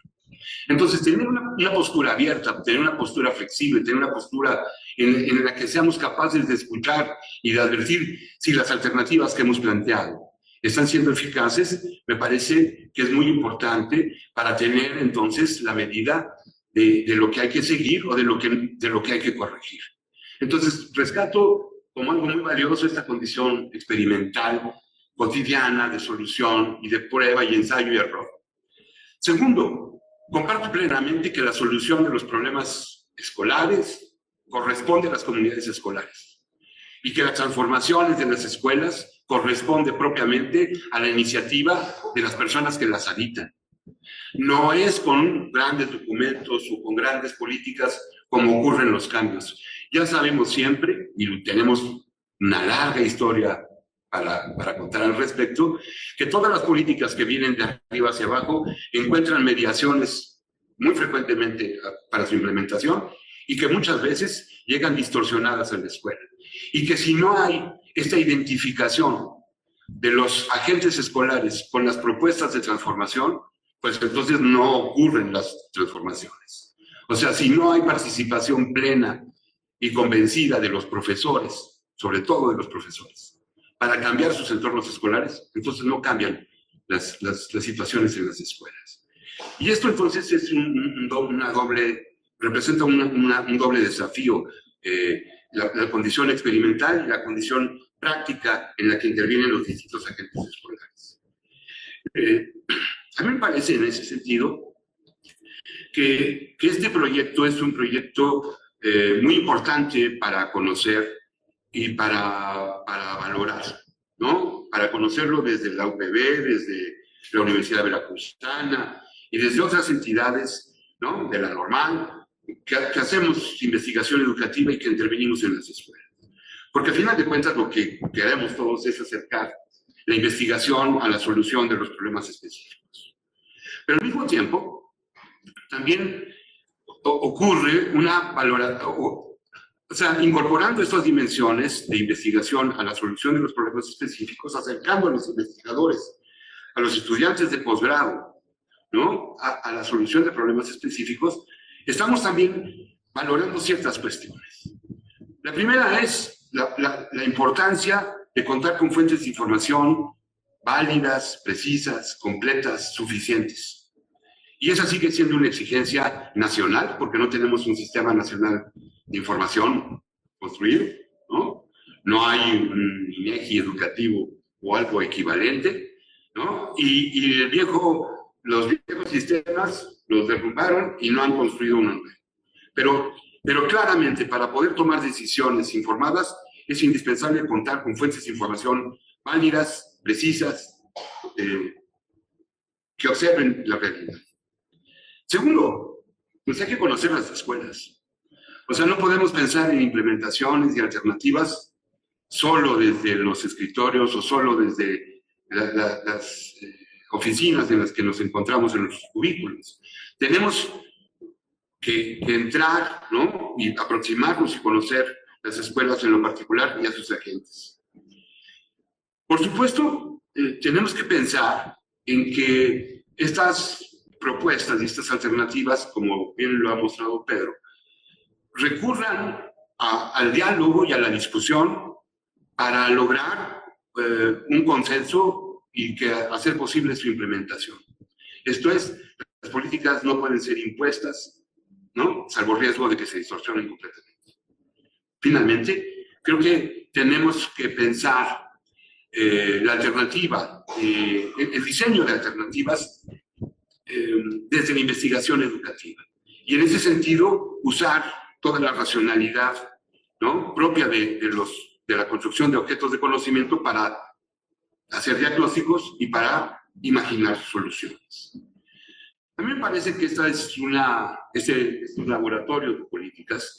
Tendríamos que extenderlos. Podríamos hacerlos en muchos más lugares. Tendríamos que enseñar con ellos. Tendríamos que volver a acercarnos a una situación más práctica en nuestros programas de posgrado y generar las condiciones para que los estudiantes que están haciendo investigación educativa o que están empezando a hacer investigación educativa pudieran participar de laboratorios de este estilo, de tal manera que pudieran también conocer la realidad específica de las escuelas. A mí me ha gustado la experiencia de Querétaro en este sentido. Tiene varios problemas. El primer problema es que pues han dependido del gobierno, ¿no? O sea, la existencia de estos laboratorios estaba incrustado en el gobierno y estaba dependiendo del visto bueno y de la iniciativa del gobierno. Y cuando ya no lo tienen, pues entonces un poco esto se desvanece. A mí me parece que tendríamos que pensarlos, quizá no desde el gobierno, pero sí desde las universidades, que es el ámbito en el que estamos, ¿no? O sea, desde la UPB, desde la Normal, desde la Universidad Veracruzana, podríamos pensar en ese tipo de laboratorios desde un ámbito más institucional, pero desde anclado en la universidad y no dependientes del gobierno, para poder garantizar continuidad y para poder garantizar cierta autonomía relativa frente a los propios gobiernos. La segunda cuestión, que me parece que también es un límite, es el conocimiento existente. O sea, ¿cuál es la masa crítica que tenemos para poder buscar estas alternativas? Y en ese sentido, nuestros programas de posgrado, ¿no?, todos los que tenemos en Veracruz, tendríamos que repensarlos, referidos a la investigación educativa, por supuesto, tendríamos que repensarlos para imaginar una intervención más práctica, una participación más directa en la solución de los problemas de las escuelas, como un objetivo, como un propósito de la formación de estos posgrados, de tal manera que se incorporara al currículum, a la dinámica formativa, la idea de la solución o de la contribución para la solución de los problemas específicos de las comunidades escolares. Y creo que en ese sentido también le sirve a nuestros estudiantes la condición de estas comunidades, de las cuales ya hablaba Pedro, ¿no?, que sería la oportunidad de una comunidad de aprendizaje doble, en la medida en que nuestros estudiantes, participando de estas comunidades, aprenderían de los maestros, ¿no?, en funciones. Lo mismo que los maestros en funciones podrían aprender de los conocimientos de los alumnos de posgrado.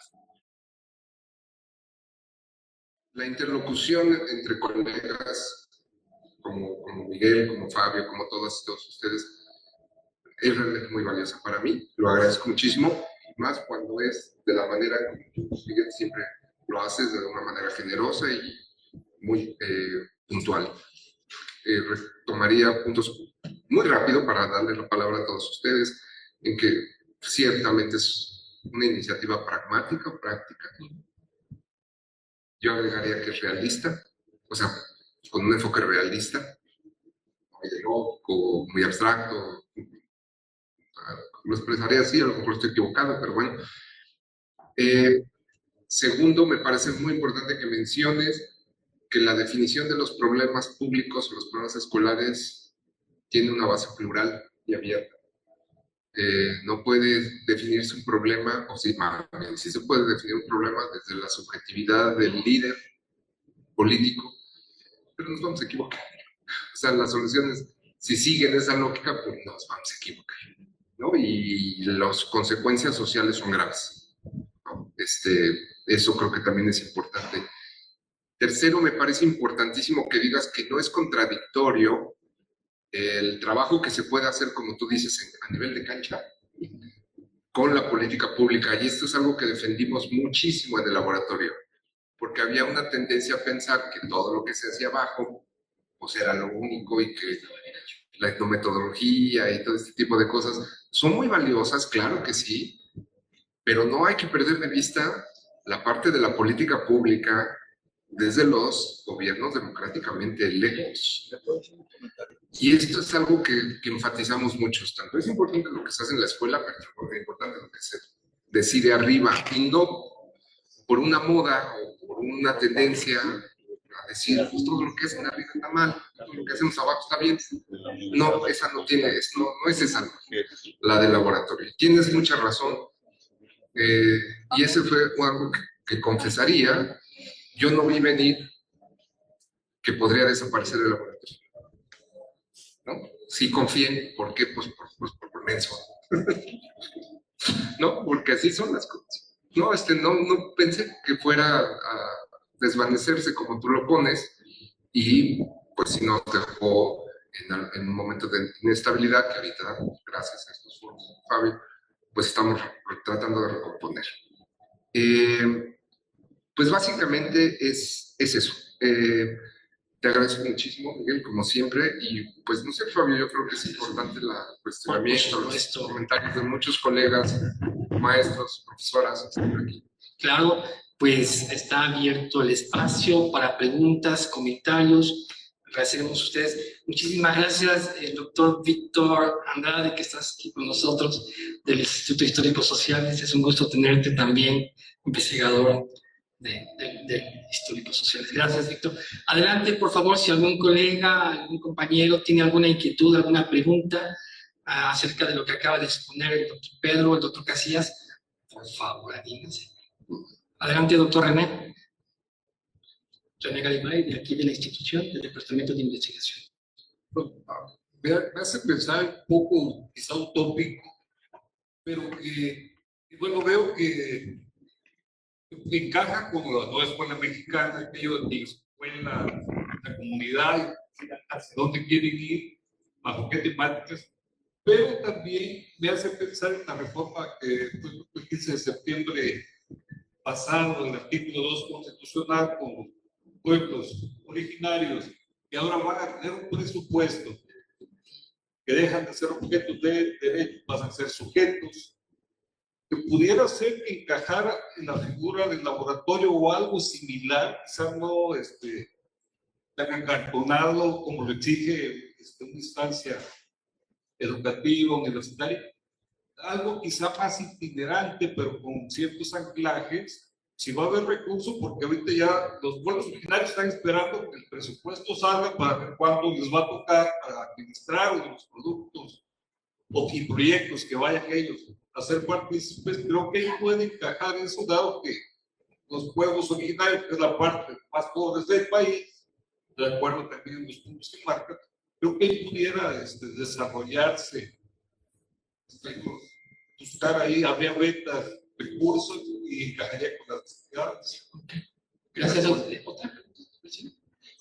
Gracias, doctor René. ¿Alguien tiene algún otro comentario? Tenemos colegas estudiantes del doctorado en innovación en educación superior. Julio, por favor, adelante.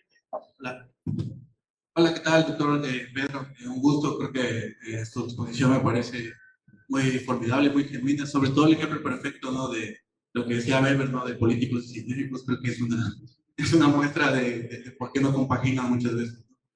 Sin embargo, a gente o estudiantes como yo, ¿no?, que somos jóvenes, digamos, en la investigación en políticas educativas, ¿no?, y estamos en este proceso formativo, me parece muy interesante la premisa que sostiene sobre su laboratorio, ¿no?, esta parte experimental. Yo lo imaginaba también acompañar una parte formativa, ¿no?, de la gente como yo, que está intentando hacer estudios desde la investigación, ¿no?, de la sistematización y demás cuestiones. En ese sentido, a mí me gustaría recapitular su experiencia y algún consejo de alguien con toda su trayectoria, ¿no? ¿Cuáles son los marcos operativos en cuanto a conceptuales y metodológicos que usted implementó en este laboratorio y que podrían ser también marcos para los que hacemos investigación o estamos haciendo investigación, que es mi caso de mi tesis doctoral, ¿no?, de políticas educativas, que podamos recapitular también para darle más consistencia teórica, metodológica, y poder llegar a resultados que se puedan triangular de la forma en la que usted lo hizo, ¿no?, desde un poco la investigación en acción, por lo que observé y demás cuestiones. Entonces, para mí sería muy genuino saber, perdón, muy importante saber estos marcos de donde usted observa, digamos, estas políticas y donde se generan, ¿no? Muchas gracias. Gracias. Una pregunta más. Gracias, Dulce, qué bueno que nos acompañas. Una pregunta más. Si no, por favor, adelante. Su nombre y la institución. Luis Cerveza Moreno, de la Universidad Pedagógica Nacional, de la Coordinación Regional. Gracias. Aplaudo, perdón, todo lo que ustedes comentaron. Me sumo a ese laboratorio y pues quisiera agregar a mí, me preocupa mucho el tema de la energía que tienen los jóvenes actualmente a través de la educación. Es un punto muy importante, todo está basado en ello y definitivamente creo que pudiese ser una aportación que sume a la captación de conocimiento para los estudiantes y quienes apliquen este fabuloso modelo. Quiero también comentar por qué experiencia que pues somos un estado diferente al de Querétaro por su cuestión biogeográfica y los contextos culturales que se ven aquí. No sé si ustedes tienen dentro de sus hipótesis algunas ya probables respuestas de cómo es que pudieran apartar este peso. Ya lo estoy conociendo desde estas instancias, pero cómo pudieran apartar el tema de ese laboratorio implementado en las comunidades con respecto a las políticas que ustedes manejan.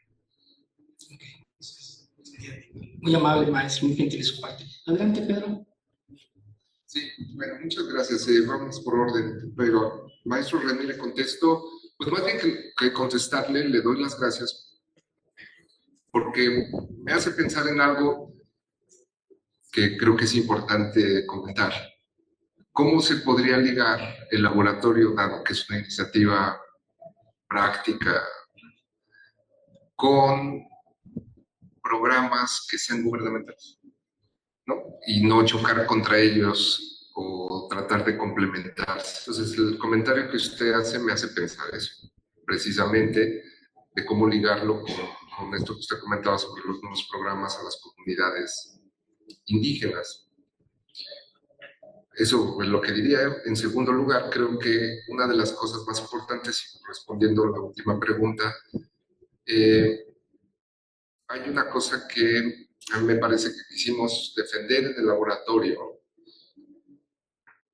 Tiene esta idea, Julio, desde donde partimos, es en que consideramos que las comunidades escolares tienen una capacidad autonómica, que las personas pueden definir claramente sus objetivos y pueden perseguirlos con cierta racionalidad, es decir, establecen los medios para cumplir con esos objetivos, que es una racionalidad de ellos, pero es una racionalidad, ¿no?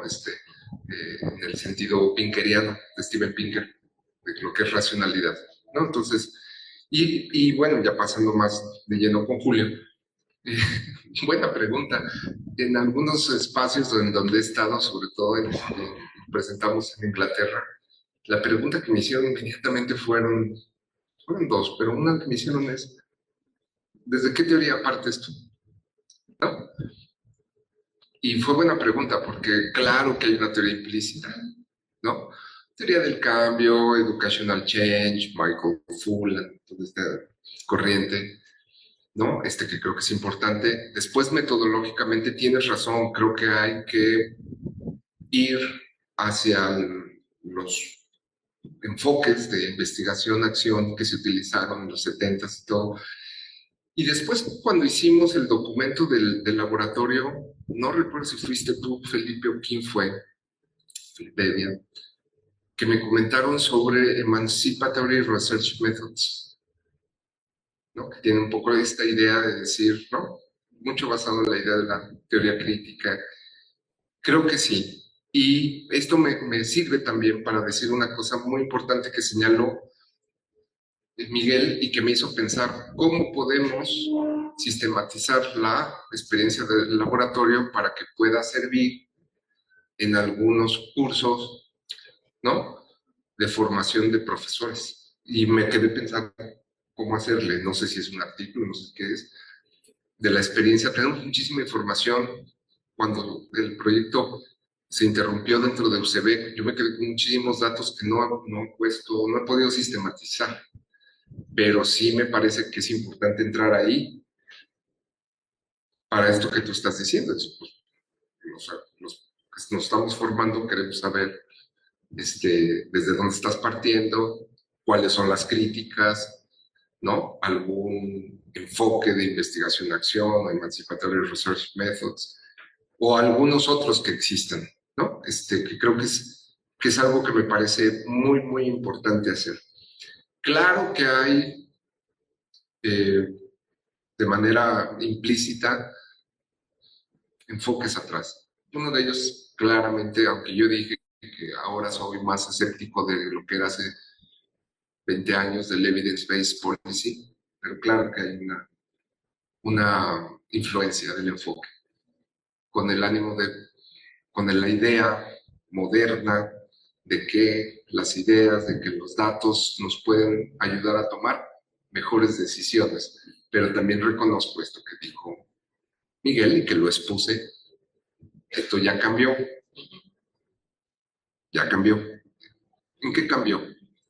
Y lo comentaba con mis colegas, Alma Maldonado, Roberto Rodríguez. Pareciera que los marcos interpretativos, Julio, donde tenemos los datos, se movieron de una manera en que son capaces, hermenéutica, de decirnos cosas distintas a lo que nos están representando los datos. Y esto me parece que es un punto para estarle pensando metodológicamente en términos hermenéuticos de cómo interpretamos ahora la realidad.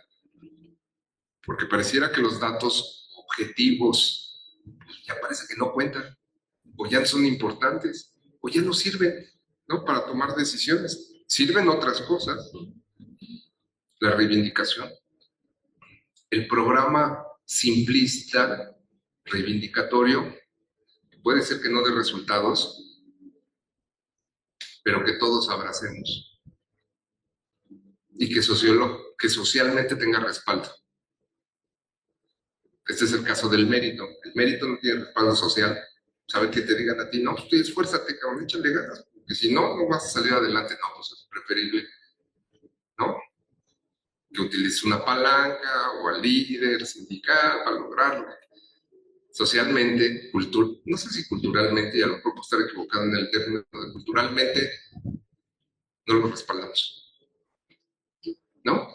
Y eso me parece que es importante establecerlo. Entonces te agradezco muchísimo lo que tú mencionas, porque sí hay unos supuestos teóricos, ontológicos. La gente puede definir racionalmente qué quiere lograr. Y aquí viene el punto importantísimo. Y la autoridad tiene que respaldar esas racionalidades para que las escuelas puedan salir adelante. No tiene que retraerse, no tiene que estar ausente, no tenemos que pensar que el mercado resuelve los problemas que las escuelas enfrentan. No. La autoridad tiene que, y ese es un tema que estamos pensando Sergio Cárdenas y yo, la autoridad educativa, no como personaje, como figura ni personal, sino más abstracta. Tiene que reconstituirse la autoridad educativa, porque a partir de los problemas complejos que enfrentan las escuelas, se retraen, y es racional retraerte. A ver, como pasó muchísimo en el laboratorio en Querétaro, un profesor está acusado porque tocó a un menor. Inmediatamente los papás se enojan, los medios los tienes enfrente y la autoridad reacciona corriendo al profesor. Al profesor.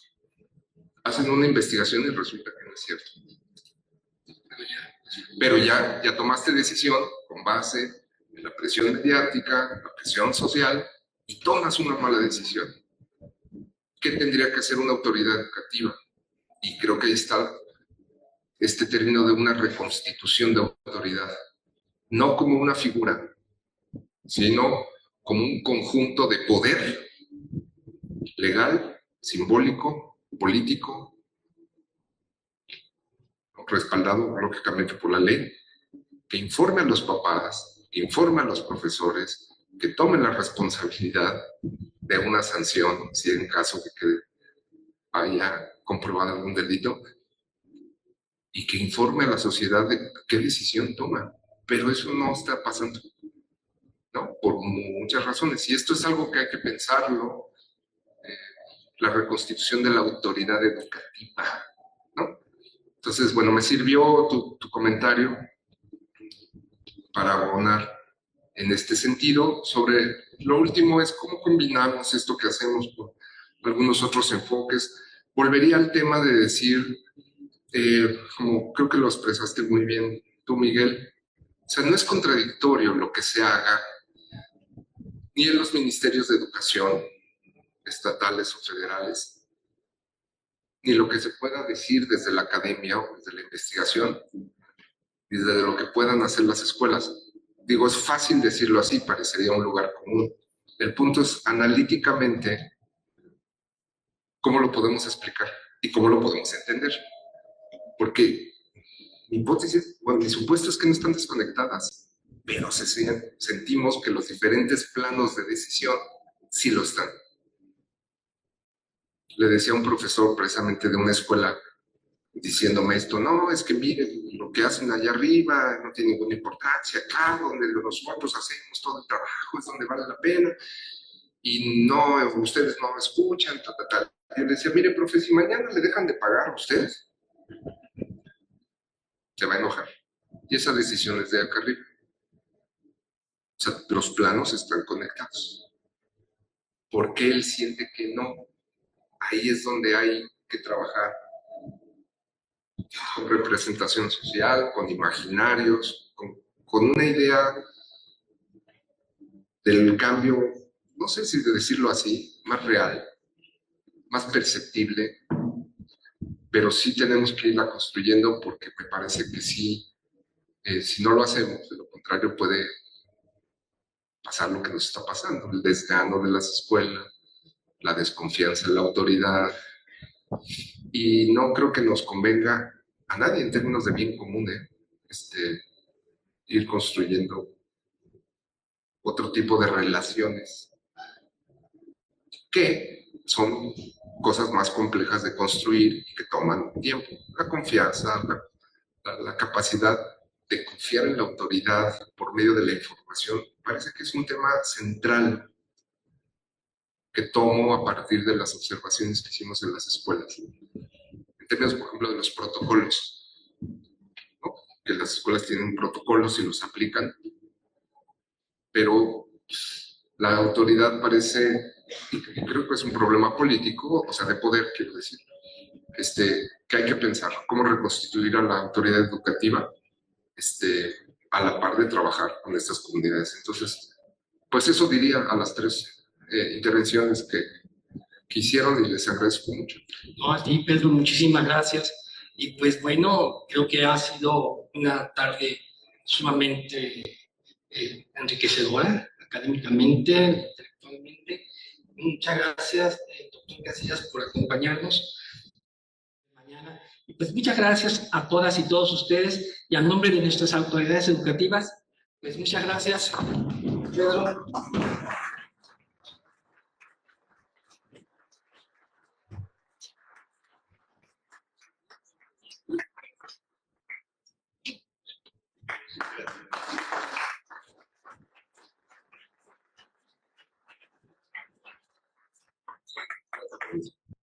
Bueno, pues muchísimas gracias a todas y todos. Ha sido una tarde muy, muy rica con todos ustedes. Buenas tardes. Por amor a Veracruz. Gobierno del Estado.